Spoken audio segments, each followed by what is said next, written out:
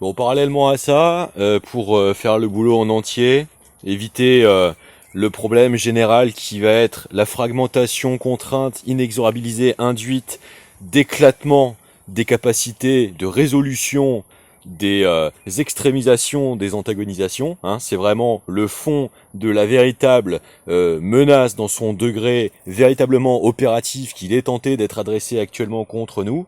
Hein, c'est-à-dire que la tentative de soufflage, de récupération, de communion à l'arraché par des gouvernements déviants est une menace. Hein. Il faut bien distinguer la nécessité de sublimer le psychotrauma métampsychoticisant, collectivisé, tenter d'être contraint, être induit à la condition collective de l'esprit de corps social et du corps du peuple, et les responsables qui le préméditent, l'opèrent, hein, et tentent de le dispositiviser. D'accord ? Ce sont deux aspects différents du même problème. Ceci étant précisé, pour y procéder, il faut relever les différentes erreurs des différents campismes qui vont tenter d'être antagonisés. Je vais donc faire une précision grâce à la véritable intensité qui tente d'être dénigrée, d'être démagogiquement décrédibilisée, préventivement, etc., par tous les dispositifs, tentatives d'interceptivisme, de superposition interceptif, hein, tel que je l'ai démontré sur France Inter, parce que c'était le plus visiblement matriciel de dévoiement de ce qui est normalement un service public de gauche. Donc c'était un cas flagrant permettant d'être efficace du point de vue pédagogique et confrontationnel. C'est pour ça que je me suis concentré dessus. C'est pas que j'ai une fixette parce que j'ignorerais que je serais de droite à mon insu. Non, non, pas du tout. Donc là, je vais parler de Bertrand Scholler et de son interview sur biomécanique.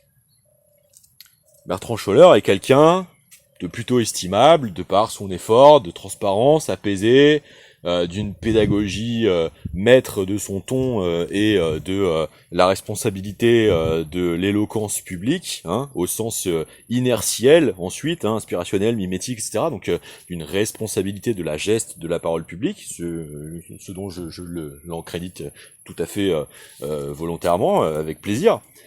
Maintenant, philosophiquement, il y a un concept qui me semble erroné. C'est-à-dire, pour visibiliser pédagogiquement le dévoiement éthique, moral, comportemental de la suprémacisation sociopathicisée des élites, critiquer le principe de vie éternelle, c'est pas la clé de la distinctivité du problème ultime. Si vous voulez, l'éternalisation, qui en réalité est le prolongement de l'espérance de vie, n'est pas forcément un problème. Le problème, c'est le mode, c'est-à-dire l'art et la manière.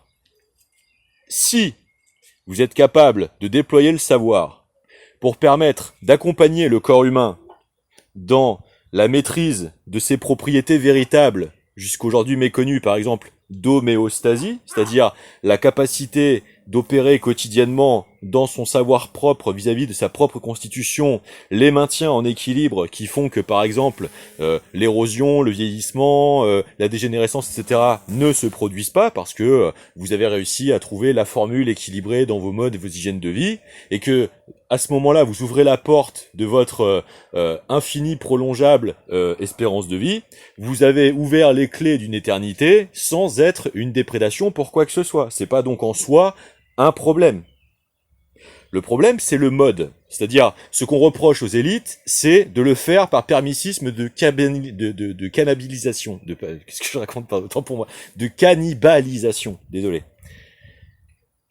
C'est la différence entre les mammifères et les plantes. C'est-à-dire que les mammifères ne se clonent pas, ils s'engendrent. Les plantes se clonent. Les plantes se clonent, se marcotent, se mycélisent, hein, se rhizoment. Pas les individus. Vous greffez, bouturez, marcotez une plante, elle se duplique, c'est le même patrimoine génétique. Ce n'est pas le cas des individus. Les individus sont des génotypes uniques, spécifiques, particuliers, individués. C'est la différence fondamentale, intrinsèque, majeure, décisive, ultimement décisive. Voilà pourquoi ce n'est pas possible de traiter les subtilités de ces sujets dans des rapports non aboutis qui en soi du coup sont démagogiques. C'est pour cela qu'il faut bien maîtriser les fondamentaux des prospectives conceptualo-théoriques associées à ces thématiques avant d'être rué par l'organisation des déstabilisations par les affaires. Hein. L'exploitation, l'emprise, c'est l'empêchement du triomphe de la raison, justement.